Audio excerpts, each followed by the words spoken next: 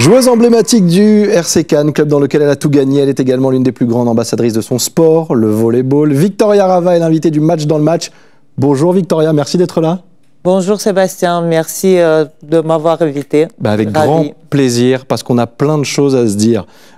Vika, déjà, on a l'impression, quand on regarde un petit peu votre histoire, votre parcours, que le volleyball a toujours fait partie de votre vie. On se trompe ?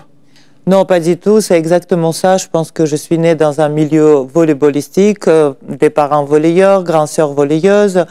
Je me souviens même pas exactement à quel moment je commençais à jouer au volley. Je pense que ça devrait être très très jeune. Et voilà, toute ma vie passée dans ce magnifique milieu. C'est quoi le premier souvenir qui vous vient quand vous pensez à vous, enfant, au volley? Vous êtes né en Géorgie, je le rappelle. Qu'est-ce qui vous vient à l'esprit quand vous remontez le plus loin que vous puissiez remonter? Je me souviens des salles de sport, à passer du temps énorme dans les salles de sport avec les parents, avec ma sœur, de jouer toujours dans des cours, en fait, dans des couloirs, avec tout le temps avec un ballon. Avant de réellement commencer à m'entraîner, j'ai toujours été dans des salles de volley. Eh oui. Bon, et ça a été très vite pour vous, puisque même dans les catégories de jeunes, quand ça devient un petit peu plus sérieux pour vous, le sport, vous jouez dans des catégories supérieures, vous êtes surclassé? Oui, exactement. Je commençais, c'est vrai que très jeune, j'étais plutôt douée, on va dire, pour ce sport. Et c'est vrai que j'ai vite, en fait, passé des étapes. Et j'ai joué toujours avec des filles plus âgées. Je jouais aussi pour ma génération, mais souvent pour des filles plus âgées. J'étais très grande, très jeune aussi. Et c'est vrai que ça m'a permis de progresser très vite. Et à 14 ans, je suis devenue professionnelle et j'ai quitté la Géorgie pour partir et vivre en Azerbaïdjan, dans une république voisine, on va dire, qui a eu une très très bonne équipe. Et ça m'a permis encore plus vite à passer des échelons, en fait. Ensuite, il y a eu la France, bien sûr, on va y venir dans un instant. Mais le travail à cette époque-là, vous êtes toute jeune, c'est quoi? C'est beaucoup de rigueur déjà? Est-ce que les parents, l'entourage met un peu la pression aussi? Comment ça se passe? Alors pas du tout, ma famille ne me mettait pas du tout la pression, ma famille m'a toujours soutenue, mon père il m'a poussé, on va dire, mais toujours dans le bon sens, avec beaucoup de positivité. Mais il ne faut pas oublier qu'on est né dans une, on va dire, république soviétique à l'époque, c'était URSS. Et pour réussir dans le sport, en fait, c'était comme si 15 pays ils évoluaient ensemble et la concurrence, elle était rude et incroyable. C'est vrai que c'était quasi impossible de pouvoir faire partie de l'équipe nationale de l'URSS. J'ai eu la chance et l'opportunité de pouvoir le faire chez les jeunes, parce qu'après, l'URSS n'existait plus. Mais c'était énormément de travail. Quand je me souviens, j'ai limite mal au ventre. Tellement on avait travaillé, c'était dur, c'était limite, c'était aux limites d'un sort de sadisme, en fait. Ouais. Il fallait se faire mal. Voilà, il fallait se faire mal, les entraîneurs nous faisaient mal, on a travaillé des heures et des heures et des heures et c'était limite presque naturel et normal parce que tous les sports, c'était comme ça. Et limite le volley, c'était un petit peu moi, quand je pense aux filles qui faisaient la gymnastique ou la natation ou d'autres disciplines, c'était vraiment très très dur. Ouais. Et c'est vrai que, mais bon, le travail paye, on va dire. C'est ce que j'allais dire. Est-ce qu'avec le recul, c'est ce qui vous a permis, selon vous, d'arriver à faire la carrière que vous avez fait derrière? Totalement, totalement. Je pense que j'étais douée pour ce sport, mais pas forcément surdouée non plus. Hein. Je pense que c'est uniquement le travail qui m'a permis vraiment de grandir et de devenir une grande joueuse parce que je pense que j'ai énormément travaillé et vu qu'en plus de ça, j'étais très passionnée par mon sport. Je viens d'une république, la Géorgie, c'était pas forcément... En fait, le volleyball n'était pas dans la culture géorgienne, alors que c'était beaucoup dans la culture russe ou ukrainienne ou bélorusse. Du coup, j'étais un petit peu, on va dire, la seule volleyeuse qui a réellement réussi à cette époque-là. Et j'aurais dû travailler vraiment beaucoup, ça c'est sûr. Bon, et ça a payé comme vous l'avez dit. On va parler de la France parce que la France elle a un rôle primordial ensuite dans votre parcours, j'allais dire de sportive et de femme aussi, avec Cannes. Votre arrivée en France, ça s'est fait comment? Vous en souvenez? Racontez-nous comment ça s'est passé. Oui, totalement. En fait, après avoir joué en Azerbaïdjan, j'ai joué quasi 3 ans en Turquie, dans un des plus grands clubs au monde maintenant. Mais à l'époque, c'était le club qui se développait à peine, c'était Vakıfbank. Je suis arrivée là-bas, j'avais à peine 17 ans et je l'ai quitté en fait à quasi 20 ans. J'avais pas tout à fait 20 ans quand je suis arrivée en France. À 16 ans et demi, j'ai eu l'opportunité de jouer en Ligue des Champions contre mon futur entraîneur à cette époque-là, Yan Fang, qui m'a détecté parce qu'on a fait une finale de cette grande compétition et je l'ai battu, on va dire ça. Oui, vous n'êtes pas obligé de mettre des guillemets, voilà. Vous l'avez battu. J'étais très jeune, c'est vrai qu'il m'a un peu remarqué. J'ai déjà joué dans les 6 majors pour, on va dire, ce très haut niveau. Et du coup, 3 ans après, quasi 3 ans après, il revient sur une compétition des jeunes en Tchéquie et pour un peu détecter des jeunes joueuses. Et il a vu mon nom, il a dit bah tiens, je vais aller voir ce qu'elle est devenue cette fille, etc. et tout ça. Et moi, je me souvenais plus du tout de sa tête, forcément. Et je voyais seulement un Chinois qui arrête pas de me regarder tous les matchs, qui est là en train de me fixer. Je me suis dit dans la tête, mais c'est qui ce grand malade qui arrête pas de me fixer? Et je me souviens, au dernier jour de cette compétition, il y avait une fête qui était organisée à la fin, une sorte de boîte de nuit. Et sur le piste de danse, il est venu me retrouver. Il est allé chercher une passeuse polonaise qui parlait russe. Et qui a essayé de me parler en russe pour m'expliquer que voilà, c'est l'entraîneur de l'équipe de Cannes qui cherche à recruter des joueuses, etc. Est-ce que ça m'intéressait? Comme ça, voilà, ça nous a permis sur une piste de danse d'échanger de téléphone. Incroyable. Par la suite, il m'a contacté et c'est comme ça que je me suis retrouvée ici. Mes débuts n'ont pas été simples parce que par la suite, j'ai été disqualifiée pendant 3 mois parce qu'en Europe, je pense qu'ici, ils avaient du mal à comprendre en fait à quel pays j'appartiens, vu que je jouais à Aix-sur-SS, par la suite la Géorgie, bien évidemment mon pays natal. Je faisais partie également de l'équipe nationale d'Azerbaïdjan et je pense que la fédération européenne ne comprenait pas. Oui, c'était pas un parcours classique comme les autres. Non, c'était pas un parcours classique, c'était pas uniquement mon cas parce qu'il y avait beaucoup de joueuses de bloc soviétique, en fait, ils ont eu un petit peu le même parcours. Et il est temps de trouver en fait d'où je viens et à qui j'appartiens.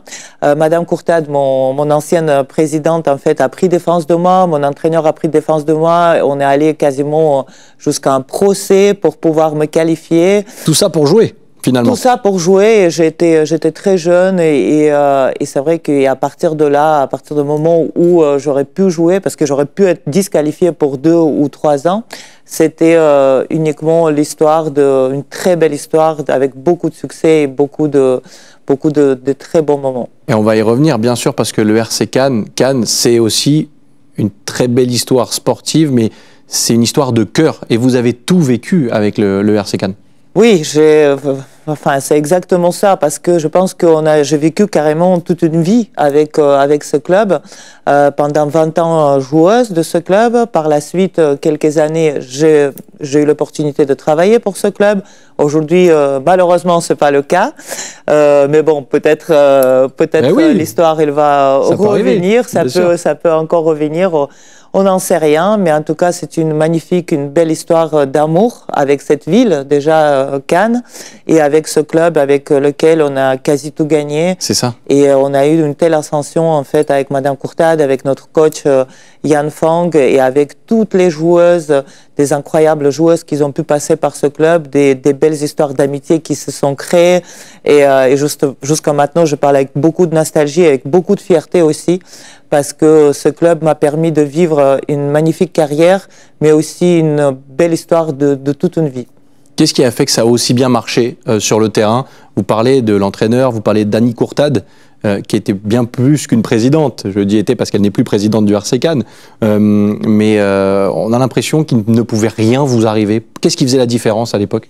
Je pense que des fois, en fait, dans l'histoire du monde et dans le sport, c'est souvent comme ça. Il y a une cohésion qui s'est créée. On ne sait pas pourquoi. Bien sûr qu'il y a beaucoup de travail de base. Madame Courtade, elle a mis énormément de moyens humains et financiers aussi.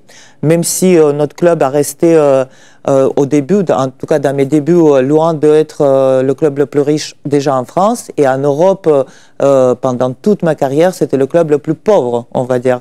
Et même parmi tout ça, on a réussi à faire des résultats incroyables et de marquer l'histoire de volley européen. Il y a eu Madame Courtade, bien évidemment, avec sa rigueur. La nouveauté, parce que c'est une femme d'entreprise qui comprenait rien au volley. Il est venu avec une vision complètement différente. Maintenant, dans le sport, on voit ça et c'est tout à fait normal. Mais à l'époque, il y a quasi 30 ans, c'était tout nouveau. Elle a recruté un grand entraîneur qui a travaillé avec beaucoup de rigueur et qui a eu aussi l'œil pour pouvoir aller chercher des joueuses jeunes, talentueuses, atypiques.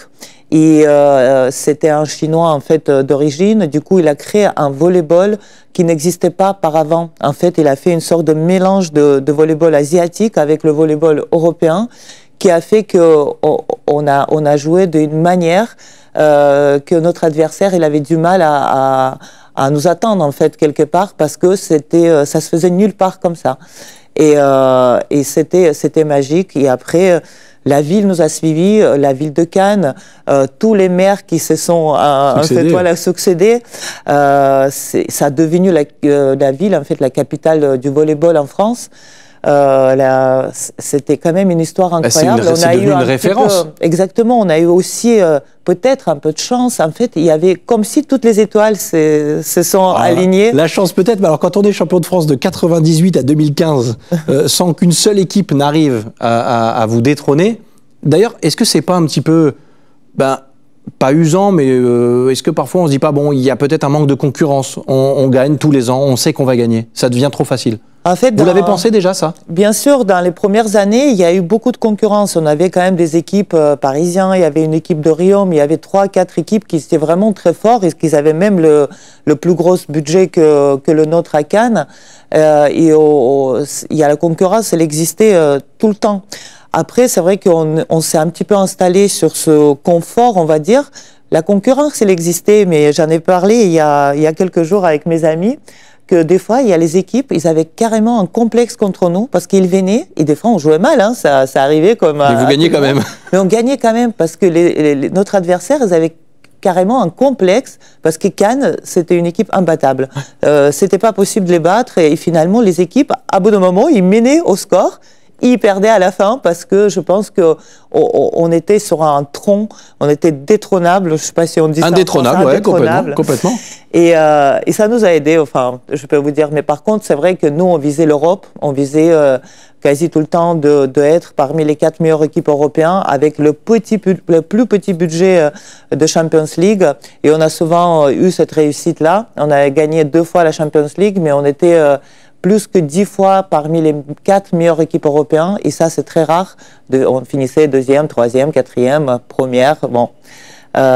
Et c'est vrai que ça reste quand même un parcours exceptionnel pour moi et pour l'ensemble de tous les joueurs qui ont pu participer. Vous arrêtez en 2015? Oui. Pourquoi? Parce que le corps dit stop, parce que vous, dans la tête, vous y êtes plus?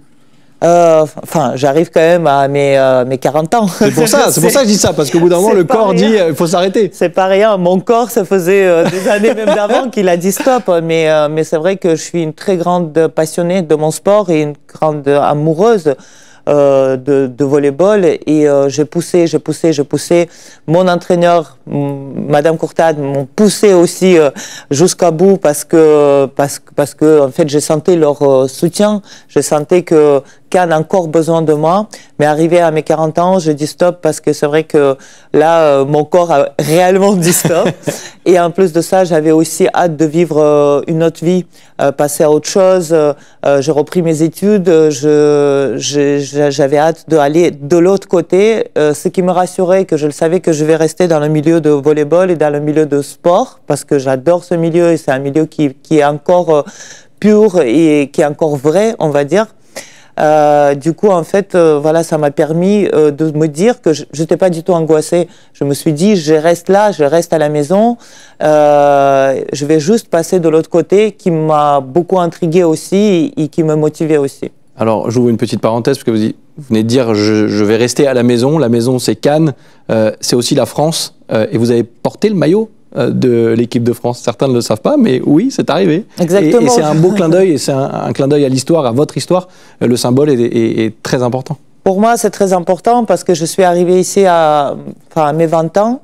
La France m'a accueilli avec des bras ouverts et j'ai toujours ressenti en fait ce beau feeling, cet amour autrement, et ce pays-là, parce que je n'ai jamais pu quitter la France. J'ai tombé littéralement amoureuse des gens, des traditions, de manière de vivre. Bon, la région, on n'en parle même pas. C'est tellement magnifique. Et c'est vrai que pour moi, le moment quand j'aurais pu être naturalisée et quand la France m'a proposé en fait de pouvoir participer et de jouer pour l'équipe de France, j'ai pris ça comme une grande fierté et j'ai senti vraiment que autant que moi, je suis amoureuse de ce pays, mais ce pays m'accueille également. En fait, c'est réciproque. Et j'ai toujours senti cet amour entre moi et, on va dire, le peuple français. Et aujourd'hui, je me sens très française, peut-être même beaucoup plus que georgienne, parce que j'ai vécu quand même plus grande partie de ma vie ici. Mes enfants sont nés ici. Mais mes parents, ils m'ont toujours dit, n'oublie pas d'où tu viens. Si tu veux avancer dans ta vie, je n'oublierai jamais. Moi, la Géorgie, ça reste dans mon cœur. Mais la France est mon pays maintenant et je suis très heureuse ici. Et vous êtes heureuse à Cannes. Alors, plus avec les filles du RC Cannes, mais avec les garçons de l'AS Cannes Volleyball. Vous êtes chargé des relations publiques et l'internationalisation aussi du club. De marketing, de communication, de tout ce qui est un peu extra sportif. C'est vrai que c'est une nouvelle aventure. C'est une nouvelle aventure. Ça fait quand même 3 ans que cette aventure est dure. C'est vrai qu'au départ, c'était un petit peu bizarre pour moi parce que je passais un peu de l'autre côté. J'ai toujours évolué dans des clubs féminins, etc. Mais je peux vous dire que c'est aussi passionnant d'évoluer aussi dans un milieu masculin. Vu avec ma grande gueule, bah, ça me réussit bien aussi. Et du coup, c'est vrai que le plus important, c'est de pouvoir encore servir à mon sport et à un sport en général, parce que c'est une belle aventure et je pense que ça sera l'aventure de ma vie parce que j'adore ce milieu-là, pas seulement du volley, j'aime le sport et maintenant, en fait, le sport aussi, il s'est développé d'une différente manière. Je m'occupe de tout ce qui est extra-sportif et ça me passionne énormément. J'ai fait les études pour ça. Et ça soit le sport événement ou sport business, c'est aussi très, très passionnant et très intéressant. Bon, je sais que vous avez révolutionné à une époque aussi le monde du volley en faisant des calendriers avec les filles du RC Cannes. Ils font aussi des calendriers, les garçons, ou c'est prévu? On en a fait, on avait fait avec les garçons 2 ou 3 calendriers. Il s'apprête bien aussi, il se prend bien en jeu et c'est vrai qu'au départ, je me suis dit non, mais les garçons, ça va pas les intéresser, etc. Mais c'était une révolution, vous, à votre époque, hein? Oui, oui. À mon époque, c'est vrai que ça parlait énormément dans le milieu de volley et dans le milieu de sport. On passait sur toutes les chaînes, même jusqu'à Chine, mais jusqu'à Japon et jusqu'à je ne sais plus quel pays. Madame Courtade, elle était très provocatrice là-dessus parce qu'elle se disait que si les journalistes ne viennent pas nous voir, on va faire en sorte qu'ils vont venir. Alors du coup, c'est vrai qu'elle allait un peu chercher sur le terrain. Nous, ça nous a apporté beaucoup de côtés positifs. Personne n'était obligé de se dénuder. Je veux dire que ça se passait toujours dans des manières, d'une manière très sympa, très à la cool, etc. Mais on se fait aussi pas mal taquiner, attaquer, parce que ça ne plaît pas à tout le monde. Bien sûr, ça fait partie du jeu. Voilà, je ne dis pas qu'il faut absolument passer par là pour médiatisation de sport féminin, mais c'était une manière à cette époque-là de se faire remarquer et ça a bien fonctionné en tout cas. Bon, je ne sais pas si les garçons feront plusieurs calendriers, en tout cas sportivement, pour terminer en quelques secondes, comment ça se passe pour l'AS Cannes Volleyball qui doit retrouver sa véritable place, la Liga. Exactement, là, début de saison était vraiment magnifique. On a 3 victoires sur 3. L'équipe, elle est faite pour vraiment monter en Liga A. On travaille dur pour ça et il y a eu pas mal de changements en fait au sein du club. On a un nouveau investisseur qui vient d'arriver. Le projet, il est énorme. On a encore quelques difficultés avec la Ligue. Le club a traversé une période pas simple. Mais là, sportivement, ça marche très très bien et espérons que AS Cannes retrouvera sa véritable place, comme vous avez bien dit, Sébastien. Bon, on l'espère aussi pour l'AS Cannes Volleyball. Merci Victoria d'avoir passé ce moment avec nous. C'était un plaisir. Toi, merci beaucoup de vous recevoir et vous serez jamais loin de Cannes de toute façon. Pas pour l'instant. Voilà, très bien, on vous garde alors. Merci encore Victoria. Merci beaucoup. Merci à vous de nous avoir suivis. La semaine prochaine, Pierre Classen reprend les clés de la boutique. Je le salue, je l'embrasse. On se retrouve très vite sur TV Monaco. Passez un agréable moment et d'ici là, portez-vous bien. Bye bye.